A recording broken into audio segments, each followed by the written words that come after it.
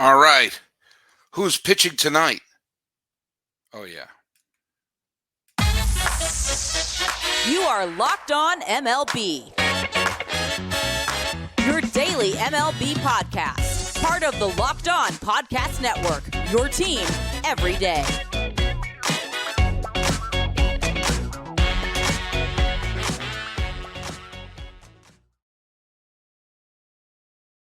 Hello, baseball fans. Welcome to Locked On MLB, part of the Locked On Podcast Network, where it's your team every day. This is the daily podcast. We talk about all of Major League Baseball. I am your host, Paul Francis Sullivan. Please call me Sully. I am an Emmy-nominated television producer who has been a baseball podcaster for well over a decade now, and I've just finished my 5th full season as a podcaster here on the Locked On Podcast Network, and I'm looking forward to another terrific off season and season number 6, which is going to start in a few months. Hey, follow us at Locked On MLB Pods on Twitter or on Instagram. I'm your pal Sully. I'm at Sully Baseball on Twitter, Sully Baseball Podcast on Instagram. And a quick reminder that today's episode is brought to you by FanDuel. Make every moment more. Right now, new customers get $150 in bonus bets with any winning $5 moneyline bet. That's $150 if your team wins. Visit FanDuel.com/locked-on to get started. This is, I'm very happy the Rangers won. No offense, Millard, Millard Thomas and everyone who are big Diamondback fans. The Diamondbacks are a great story. I like those moments that are the generational moments. As I had Bryce on the other day, you just saw how just overwhelmed he was that the Rangers won the World Series. And by the way, that was the answer to the trivia question of which Texas-based team won the World Series in 2023. And the answer, as correctly said by John Murphy Jr.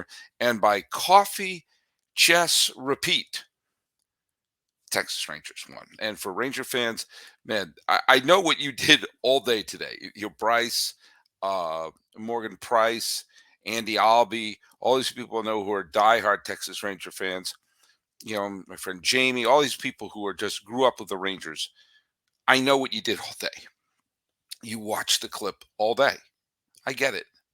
And keep doing it. You're gonna be doing it right until first pitch and maybe beyond first pitch of next year. I'm not sure when the parade is for the Rangers, but it's going to be a fabulous, fabulous occasion.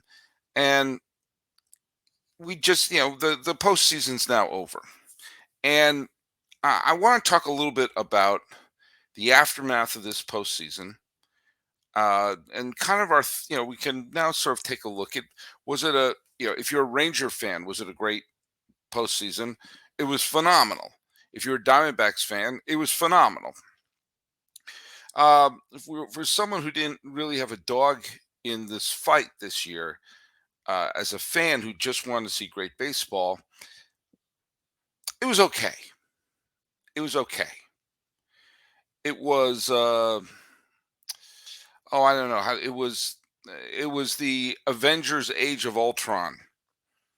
It was for your eyes only. Those are like.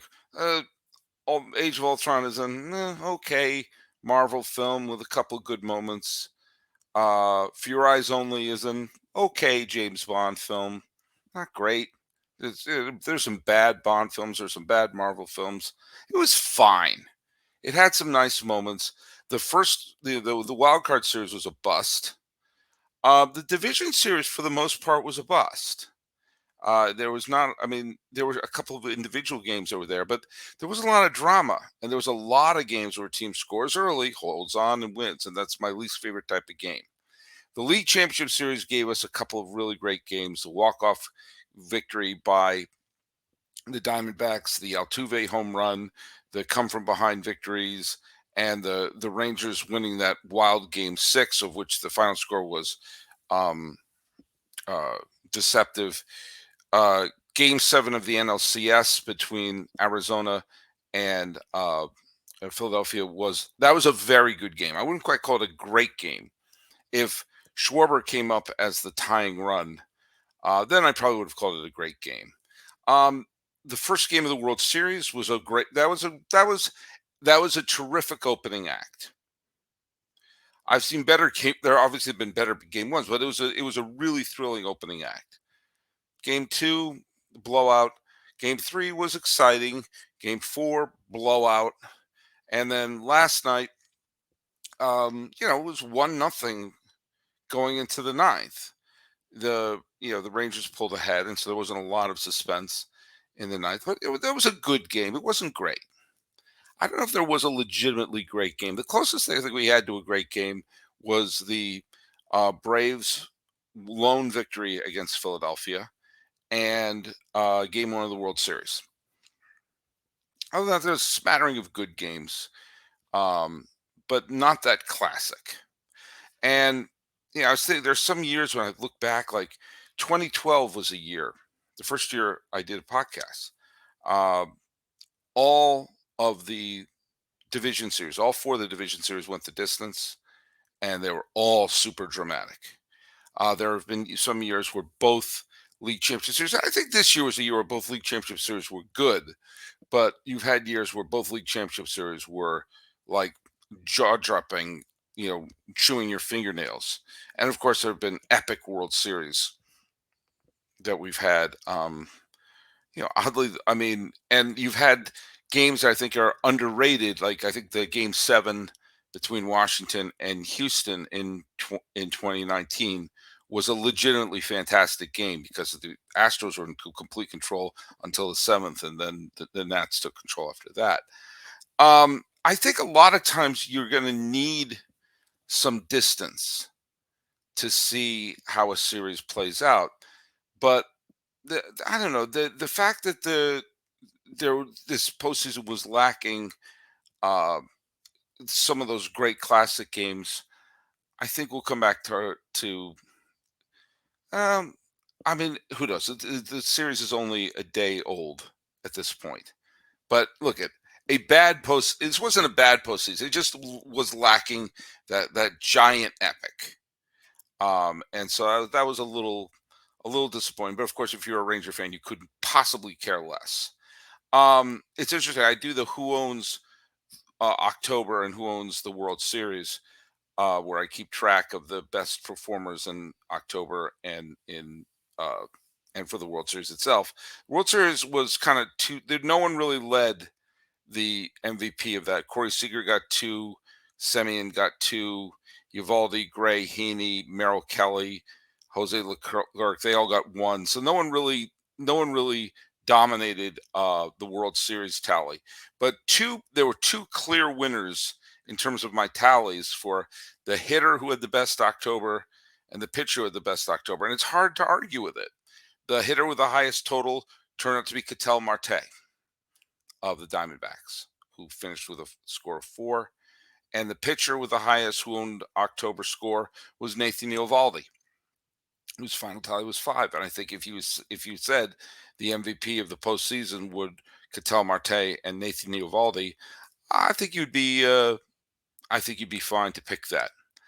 It's funny because I have here the tally of all the different players who led individual games in this postseason, and you'll see people like J.D. Martinez of the Dodgers, George Springer of the Blue Jays, Christian Yelich of the Brewers, Randy Arozarena of the Rays, Brazoban of the Marlins. I bet you forgot some of those teams were even in the postseason.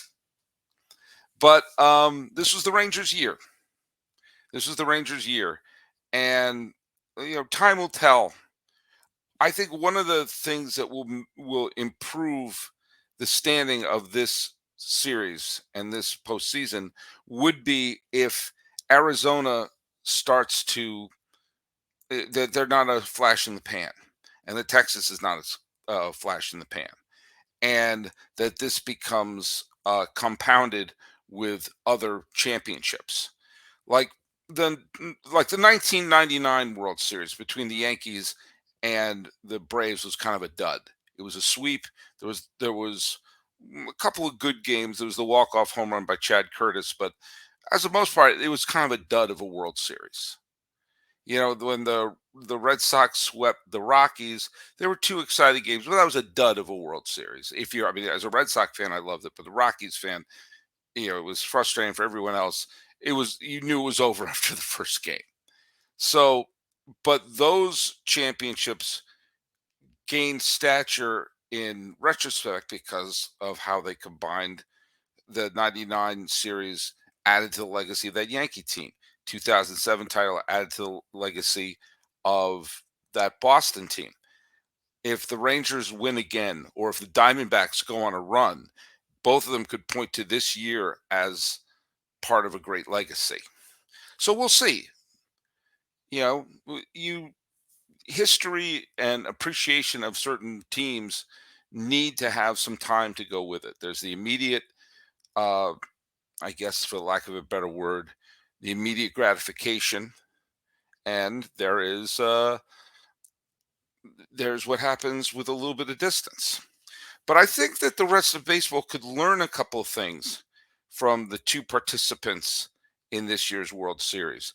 By the way, there's some specific things about the fast turnaround and the mentality that they had going towards winning their respective pennants that I think would go a long way, especially for a couple of teams. One that's already very good, and the other just that blew an epic, epic chance.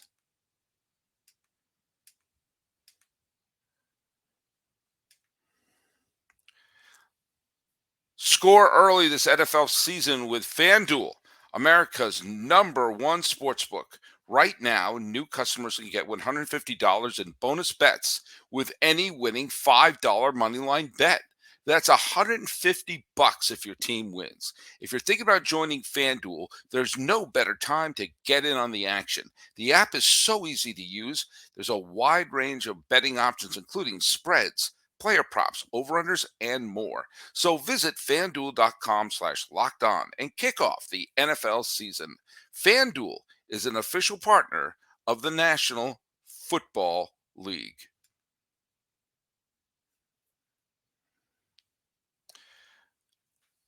A couple of years ago, 2021, it was an innocent time. Biden was president. I was the host of the Locked On MLB podcast show, and I was recording it in this room. It was a long time ago, 2021.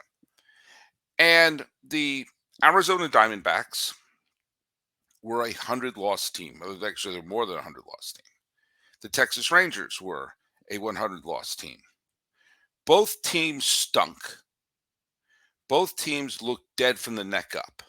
And Arizona was playing in a division where you had two teams that won 100 games. The Giants just won 107 ball games. Los Angeles, the defending World Series champion, won 106 ball games. Yikes, with a capital yikes. And San Diego was in the process of trying to cobble together a bunch of superstars. And after that 2021 season, which was a great disappointment for San Diego, they brought in Bob Melvin to be the manager. One of the best managers in baseball, was taking over a star-studded San Diego ball club. Where could Arizona go? A 100-some-odd loss team sharing a division with 200-win teams and a ball club that seemed that was about to explode into contention. I mean, they could just turn to their fans and go like, this is going to be a rough 10 years. Meanwhile, the Texas Rangers, who were in a division with the eventual American League champion Houston Astros, an up-and-coming Seattle Mariners ball club, an A's team that had won the division during the COVID year and was a regular in the postseason and was a postseason contender until late in the season, and oh yeah, a team in Anaheim that had the two best players in baseball. What hope did the Texas Rangers have? Well, we learned a couple of things as those two teams flipped the script and met in the World Series in 2 years. 2 years. And in that period of time, there was no pennant in Los Angeles, San Francisco, Anaheim, San Diego, Seattle, all these teams that look like they're about to explode. These two teams were the ones that actually won the pennant. What can we specifically learn if you're a rebuilding team from this, or a team that has high hopes? Um, and it could be at this point any team, because if you can go to 100 losses in 2021 to the World Series in 2023, then we have demonstrated that there's a route to that big turnaround. I'm looking at you, Angels, who couldn't put a winning product on the field with Mike Trout and Shohei Ohtani on the club at the same time. I'm looking at you, teams that just shrug and say, oh, what can we do? We're in a rough situation in our division. What can we learn from what the Rangers did? I'll tell you what we could learn. If you have a chance to improve your team, do it. If you have a chance to put a star on your team, you do it. If you have a chance to change the culture by saying, hey, do you know what? We're going to make a big acquisition right now. Do it. I was one of the ones who criticized the Rangers for signing Corey Seager and signing Marcus Semien. I said, like, you're not 2 players away. I thought Corey Seager made sense in New York, or with either the Yankees or the Mets or several other teams where he would have made sense signing with. I thought, they signed with the Rangers for the big dough. And I probably, got on them saying, you're not 2 players away. They weren't 2 players away. But suddenly, by securing the middle of their infield with 2 unique MVP caliber players, maybe it just changed the direction. Maybe it changed the focus. Maybe it changed the mentality of the team. We're like, oh, okay. You're willing to make the team better. If you have a chance to make the team better, make them better. And if you have a chance to make your team better by bringing in a Hall of Fame caliber manager, at least consider it. Now, I may be sounding hypocritical because I got all over the White Sox for dusting off the late Tony La Russa to manage the team in 2021. But this situation was different. This was a situation that Bochy wasn't an entire decade removed from the game. And Bochy has a mentality and attitude as a manager. It's different from La Russa and more adaptive than La Russa. And you got this sense in the time when he was managing the Giants, and sometimes with very complicated personalities on the team, was able to be that not too high, not too low, calming influence he was on San Francisco and earlier in his career in San Diego. If you have a chance to improve your team, do it. Because there could be a chain reaction of events. And sometimes some of the moves they made, obviously signing Jacob deGrom, who when healthy is not one of the best pitchers of baseball, but is the best pitcher in baseball. I criticized that move in one sense because I knew he wasn't going to be a workhorse ace for the Rangers. And a lot of Ranger fans got on me for that. And I turned out to be correct. But here's the deal. The ripple effect of that was faith in the team and acquiring other pitchers to fit in. Now, it's funny. They signed 2 or they acquired 2 giant aces from the Mets, which was, deGrom and Scherzer. It was Eovaldi who turned into the star. I was wrong on some of these things. I was wrong. I criticized the Eovaldi sign because I thought, again, he was too injury prone for this club. However, as it turned out, the ripple effect worked. And I was wrong about some things regarding the Rangers. If you have a chance to make the team better, do it, which is one reason why I don't besmirch what happened to the Mets and what happened to the Padres. I won't get on those 2 franchises. They tried. It didn't work. Granted, the Mets were a 100-win team in 2022, and the Padres were 3 wins away from the World Series in 2022. So this very different narrative could have happened with a bounce here or a bounce there. But that's not the point. I will not begrudge a team for going for it. I won't begrudge a team for giving it its best shot, even if it doesn't work.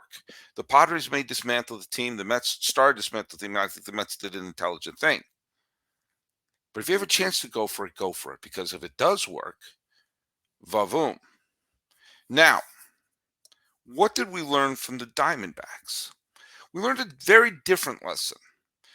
I got into a big back and forth with a bunch of Baltimore fans, say that 3 times fast, about when they hoarded all their prospects during the trade deadline. There's a team that had a shot to go to the World Series this year, had a shot to be a pennant winner this year. And they had glaring, obvious holes on their team, tons of prospects to fill the holes. And even though the Orioles are not big spenders, they were ahead of the game with a bunch of things like an eclipse lining up of saying the Yankees and Red Sox are bad. The division is suddenly winnable. They have a chance to be a legitimate pennant contender and win that first pennant since Ronald Reagan was president and turn around the culture of the Baltimore Orioles. And it's happening a couple years ahead of schedule. So let's loosen the grip on some of these young players, improve your pitching staff, and go for it. And one of the things I heard from several Orioles, and I made the point that they kept all their prospects. They all better come through because they wasted the chance to improve this year for a phantom pennant down the line. As the Chicago White Sox have showed us, things can turn around from good to bad like that. But the refrain I got from several Oriole fans were, well, the Orioles have to have these prospects because they can't afford to make a mistake. They can't afford to make a big splash and have it fail. A team like the Red Sox or the Dodgers or the Yankees or the Mets can absorb a bad move, but we can't because the Orioles are poor, because their billionaire owner is poor. There was something that didn't jibe with me on that. But we have seen that that's not the case. Diamondbacks are a relatively low budget team, supposedly not with the deepest pockets and this, that, or the other thing. And they were able to absorb a massive trade that backfired and a huge free agent signing that turned into a bust. If you had told me a couple of years ago that the Arizona Diamondbacks would be the 2023 National League champion, I would assume these two things were true. Madison Bumgarner became the massive ace that they needed and led them to the promised land, and the trade of Paul Goldschmidt turned into a gold mine. Neither happened. The trade for Goldschmidt was a bust. The Carson Kellys, the Luke Weavers, they weren't big members of this particular squad that won the pennant. And the highest paid player that the Diamondbacks had this year was Bumgarner, who got DFA'd in the spring. He wasn't even on the team by mid-May. And so they whiffed in trading their franchise player away. They whiffed on a big free agent signing and yet still managed to win a pennant. Still managed to make some good moves. Still managed to be able to put the team together and put in everyday major leaguers like, Tommy Pham to be able to fit in and to be able to keep the Ketel Martes around and allow for the Christian Walkers and allow for the Alec Thomases and the Corbin Carrolls to gel and become a good team, even if Luke Weaver and Kelly didn't turn out to be who they thought they would be. And did I get one of those things wrong? Hold on. I am I remembering the Goldschmidt trade? And by the way, the Goldschmidt is on the Cardinals in dead last place, and they're probably going to trade him away. But wait, they got I'm doing some of this from memory. So let me go to baseballreference.com and see where it's website in the history of the planet Earth. And Carson Kelly.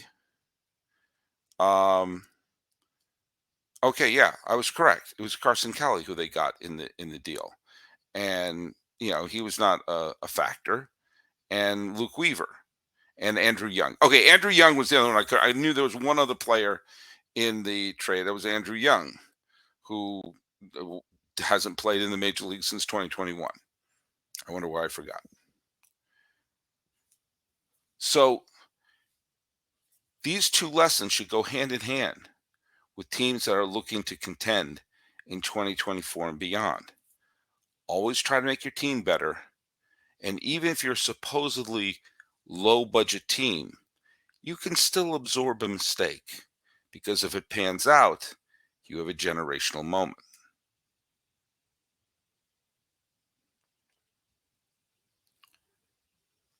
I'm going to go over the next bunch of days some of the managerial merry-go-round, um, but you're going to see, there's some managerial moves that to me are absolute no-brainers. Mike Schilt is on the payroll for the uh, San Diego Padres, and he's a former National League Manager of the Year.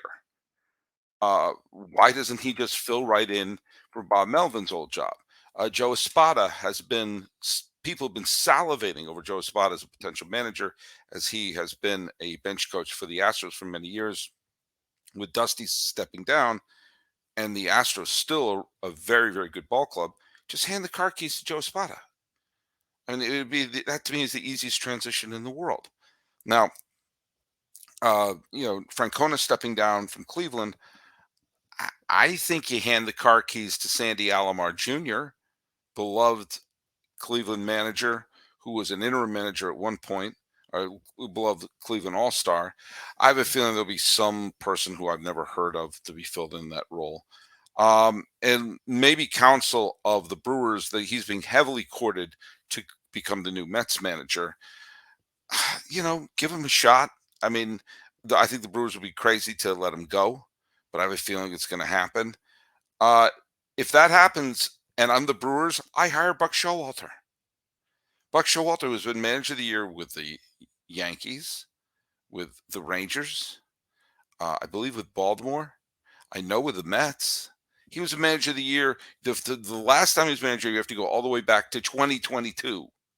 He didn't suddenly get dumb, and the Brewers are a good team, and teams tend to play well with Buck Showalter as their manager. So there you go. That's Melvin signing with the Giants has made all the sense in the world. And of course, the Angels need a new manager. And you know me, I am always the first to scream about Bruce Bochy's lieutenants. And take your drink, but we're showing having Bruce Bochy involved with your team is not a bad thing. And the Angels, who are going to lose Shohei, we all know that. I have a better chance of signing with the Angels than Shohei. But they have Mike Trout, and Mike Trout hasn't been healthy and Mike Trouty for a little bit. And I hope we're not in the back nine of his career. But we need to see him in a World Series. And maybe they can start thinking the way the Rangers did when they turned 100 wins into a World Series championship in 2 years. There's no excuse, Angels. None. Zero. You got to have your superstar in the postseason. Take a shot. And who's going to manage that team? That organization just seems so dysfunctional.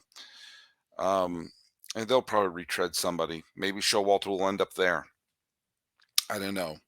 It is interesting that Joe Madden is still floating out there. And he went from our answer to Earl Weaver to persona non grata as a manager in just a couple of years.